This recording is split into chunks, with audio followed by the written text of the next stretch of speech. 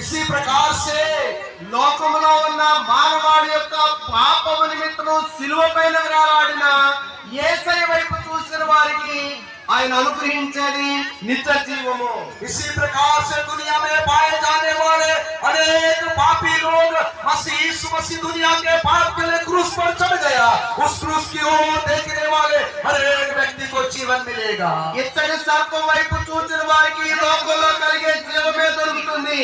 और इस पीतल के सांप को देखने वालों को इस दुनिया में जीने का जीवन ही मिलता है। సిలువలో మరణించిన యేసయ్య వైపు చూసే వారికి ఈ లోకంలో పరలోకంలో జీవించే నిత్య జీవం దొరుకుతుంది। लेकिन यीशु मसीह को देखने वाले लोगों को इस दुनिया में जीने का जीवन और स्वर्ग में जीने का जीवन मिल जाता है। అందుకే పౌలు భక్తుడు సెలవిస్తారు। इसलिए प्रेरित पौलुस भक्त ऐसा कहता है, విశ్వాసమునకు కర్తయు దాని కొనసాగించువాడైన యేసు వైపు చూచుచు అని తెలియజేస్తారు। विश्वास के कर्ता प्रभु यीशु मसीह की ओर देखते हुए करके बोलता है। एब्रिल రాసిన పత్రిక 12వ అధ్యాయం మొదటి వచనం నుండి మనం చూడగలుగుతున్నాం। ఇబ్రానీ की पत्री 12వ अध्याय के पहले आयत को हम देख सकते हैं। ఎట్టి పాపము శాపము కలిగిన వారైనా యేసయ్య వైపు చూస్తే కలిగేది నిత్య జీవము। वो कोई भी व्यक्ति क्यों ना हो पाप में या श्राप में रहे, वो यीशु की ओर देखेगा तो मुक्ति मिलेगा। ఆయన సిలువ వలన మనకు నిత్య జీవం ఇవ్వడానికి వచ్చారు। उसने क्रूस का मृत्यु को सह लिया ताकि आपको जीवन दे सके।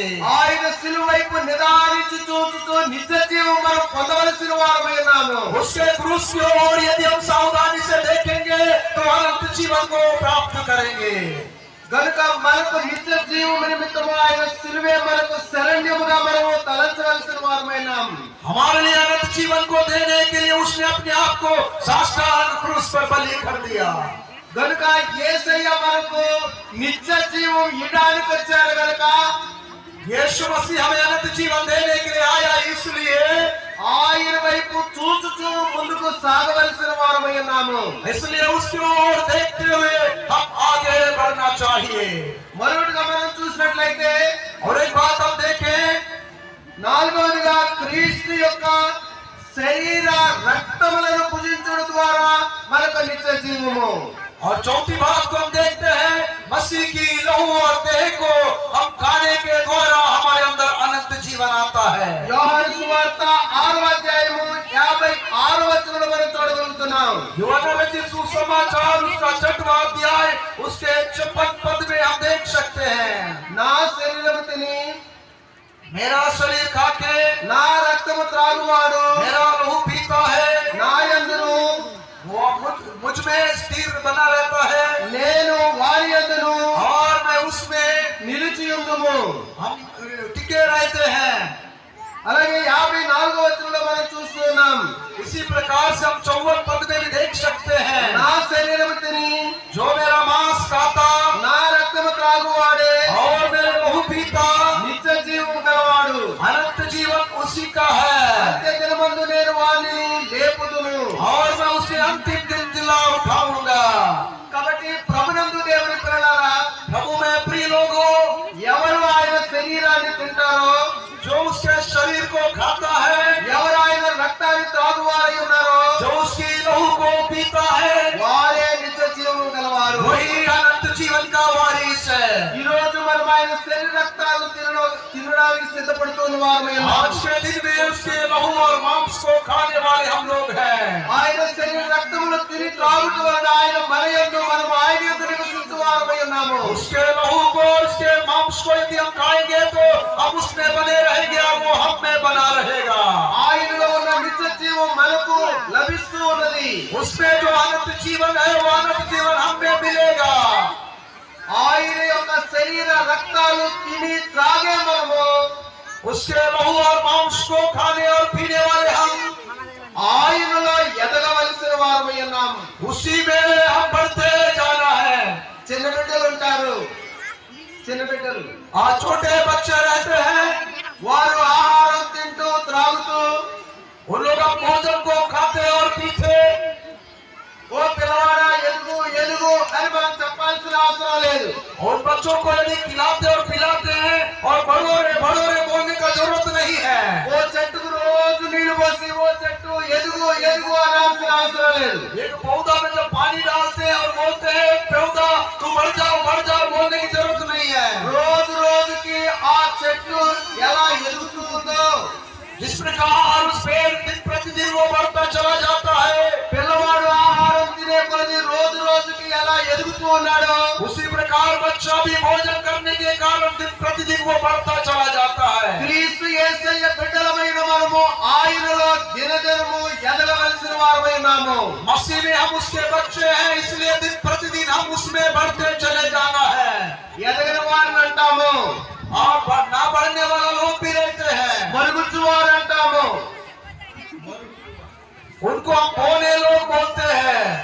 మనము శారీరకంగా ఎదుగుతున్నాం. हम शरीर में तो बढ़ते हैं, శరీర జీవనంలో మనకు ఎదుగుదల ఉంది. బాల్యం నుండి యవనం నుండి మరి మనము పెద్ద వయస్సు కలిగిన వారమై ఎదుగుతూ ఉన్నాం.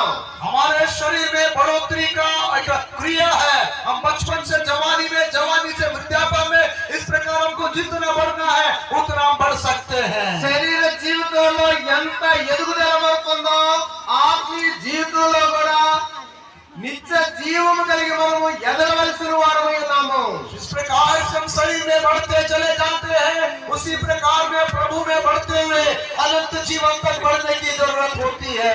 ఎందుకంటే యేసయ్య ఆయన మనకిచ్చే జీవం ఎలాంటిదంటే అది సమృద్ధికరమైన జీవితం. और प्रभु यीशु मसीह देने वाला जीवन किस प्रकार का जीवन है, वो अनंत जीवन तक समृद्धि के साथ हमें बढ़ा लेता है। ఆ సమృద్ధికరమైన జీవాన్ని బట్టి మనము ఎదుగుతూ ఉండవలసిన వారమై ఉన్నాం. उस देने वाला समृद्धि का जीवन में हम बढ़ते हुए चले जाना है। మనము ఎదగాలంటే అన్ని రకాల ఆహార పదార్థాలు తింటాం. यदि हमारे शरीर में बढ़ने के लिए हम अनेक प्रकार की भोजन वस्तु खा लेते हैं, అన్ని రకాల పళ్ళు పదార్థాలు మాంసము అన్ని తింటాం. बहुत सारे फल खाते हैं, मांस खाते हैं, पौष्टिक आहार को लेते हैं। అన్ని విటమిన్స్ ఉన్న ఆహారం తింటే మనం అన్ని విధాలా ఎదుగుతూ బలంగా ఉంటాం. इस प्रकार पौष्टिक भोजन के द्वारा हम सब प्रकार से बढ़ते जाते हैं। మీ ప్రాంతం వారందరూ రొట్టెలు తింటారు, సన్నగా ఉంటారు. आपके क्षेत्र के लोग रोटी खाते हैं, इसलिए वो बहुत पतले होते हैं। మా ఆంధ్ర వాళ్ళందరూ అన్నం తింటాం, బలంగా ఉంటాం. आंध्रा वाले लोग भोजन करते हैं, इसलिए बहुत मोटा रहते हैं, ताकतवर रहते हैं। మేమేమో ఇంత లావులు ఉంటాం, మీరే సన్నగా ఉంటారు. हम लोग बहुत मोटे होते हैं, हम लोग पतले होते हैं। ఎక్కడ తేడా ఉందంటే ఆహారంలో తేడా. कहाँ पर फर्क आ रहा है बोलने से, खाने वाली भोजन पदार्थ में। మీకులాగా మేము కూడా రొట్టెలు తింటే మీకులాగా సన్నగా ఉంటాం. यदि आपके समान रोटी खाऊं तो मैं भी पतला हो जाऊंगा।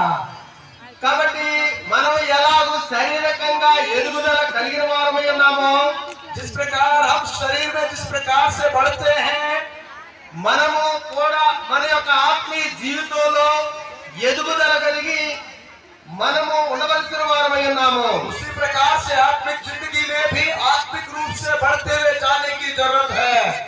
మనము సమృద్ధి జీవము కలిగి ఎదగవలను అంటే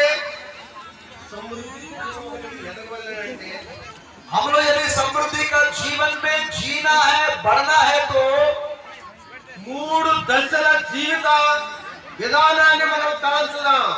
आप 3 प्रकार के जीवन की रहस्यों को हम समझेंगे। మొదటి దశలో ఉన్నవారు పసిపిల్లల వంటి వారు. जो पहले भाग में पाए जाते हैं वो छोटे बच्चों के समान हैं। రెండవ దశలోని వారు ఎదిగి ఆత్మపూర్ణులైనటువంటి వారు. और दूसरे भाग में जो होते हैं वो बढ़ करके आत्मिक जिंदगी जीते हैं। మూడవ దశలో ఉన్నవారు పరిపూర్ణమైన క్రీస్తు రూపం సంపాదించుకొని వధువుగా ఎదిగిన వారు. और तीसरे भाग में जो है मसीह यीशु को प्राप्त करके आत्मिक जिंदगी में दुल्हन के समान अपने आप को तैयार करते ఈ हैं। 3 విషయాలను మనం తలంచి ఏ దశలో మనం ఉన్నామో ఈ రోజు మనం పరీక్ష చేసుకొని इस 3 बातों को सुनने के बाद हम अपने आप को जानना चाहिए कि हम कौन से भाग में कैसा जीवन में हैं। ప్రభు ఇచ్చే ఆ సమృద్ధి జీవాన్ని బట్టి సంపూర్ణ ఎదుగుదల కలిగిన వారమై ఉండవలసిన వారమై ఉన్నాము. प्रभु दिया हुआ जीवन में हम समृद्धि का जीवन के साथ प्रभु में बढ़ते रहना है। ఎఫెసీయులకు రాసిన పత్రిక 4వ అధ్యాయము 15వ వచనంలో మనం చూడగలుగుతున్నాం. एफेसियों की पत्री 4 अध्याय उसके 15वें आयत में हम ऐसा देखते हैं। 4వ అధ్యాయము 4 अध्याय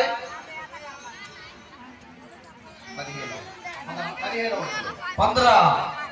ప్రేమ కలిగి సత్యము చెప్పుచు वरा प्रेम में सच्चाई से चलते हुए క్రీస్తు వలె ఉండుటకు सब बातों में उसमें जो सिर है మనం అన్ని విషయములో ఎదుగుదము। अर्थात मसीह में बढ़ते जाएं। కాబట్టి క్రీస్తు వలె ఉండుటకు मसीह के समान रहने के लिए మనము అన్ని విషయములో ఎదుగుదల కలిగిన వారమై ఉండవలసిన వారమై ఉన్నాం। हम सब प्रकार से बढ़ने वाला लोग है, वैसा बढ़ना चाहिए। ఈ రోజు ఈ సభలో ఏకీభవించిన మనం ప్రభు శరీర రక్తాలు తీసుకోవడానికి సిద్ధపడుతున్న మనం आज के सभाओं में अधिवेशन में भाग लिए हम लोग मसीह के शरीर और लहू का भागी होने जा रहे हैं। మనం గ్రహించవలసిన ప్రాముఖ్యమైన అంశం ఆహారం తిని మన శరీరం ఎదుగుదల ఉంది। हमारा सब समझना चाहिए जिस प्रकार भोजन खाकर बढ़ते हैं, ప్రభు ఇచ్చే జీవాహారం తినే మనకు ఎదుగుదల ఉందా లేదా అని మనం పరీక్ష చేసుకోవాల్సిన వారమై ఉన్నాం। प्रभु देने वाली जीवन का रोटी से क्या हम बढ़ पाते हैं कि नहीं बढ़ पाते, इसको समझना जरूरी है। మొదటిగా మనం చూసినట్లయితే కొందరు జీవితము మొదటి దశలోనే ఆగిపోతూ ఉంది। हम देख सकते हैं कई लोगों का जिंदगी ऐसा है, कितने भी साल बीत जाए वो पहले भाग के बच्चे के समान रहते हैं। మొదటిగా మనం చూస్తే మొదటి దశలో ఉన్నవారు క్రీస్తునందు పసిపిల్లల లాంటి వారు। पहले बात में हम देखते हैं कुछ मसीह ऐसे हैं, मसीह में भी बालक है। కొరింథీయులకు రాసిన మొదటి పత్రిక 3వ అధ్యాయము कुरिन्थियों की पहला पत्री उसका 3रा अध्याय में మొదటి 2 వచనాల్లో మనం గమనించిన వారమైనట్లయితే पहला 1-2 पदों को यदि हम ध्यान करेंगे तो కొందరు ప్రభును నమ్మిన నాటి నుండి అలాగే ఎదుగుదల లేనటువంటి వారుగా ఉన్నట్లుగా మనం చూడగలుగుతున్నాం। कुछ लोग प्रभु में ना बढ़ते हुए वैसा का वैसा बाल्य जीवित जीने वाला लोग है। సహోదరులారా, ఆత్మ సంబంధులైన మనుషులతో మాట్లాడినట్లు నేను మీతో మాట్లాడలేకపోతుని। हे भाइयों, मैं तुमसे इस रीति से बातें ना कर सका जैसे आत्मिक लोगों से। శరీర సంబంధులైన మనుషుల వలె అనియు परंतु जैसे शारीरिक लोगों से క్రీస్తునందు పసిబిడ్డలే అనియు మీతో మాట్లాడవలసి వచ్చెను। उसने जो मसीह में बालक है, मैं तुमसे वैसा ही बात करता हूँ। కాబట్టి ప్రభు యొక్కకు వచ్చినటువంటి అనేకులు ఎలా ఉన్నారయ్యా అంటే పసిబిడ్డల్లాగానే ఉన్నారట। प्रभु की उपस्थिति में कई लोग कैसे हैं मालूम, बच्चों के समान है। పసిబిడ్డలు పెద్దల యొక్క సంగతులు గుర్తించలేరు।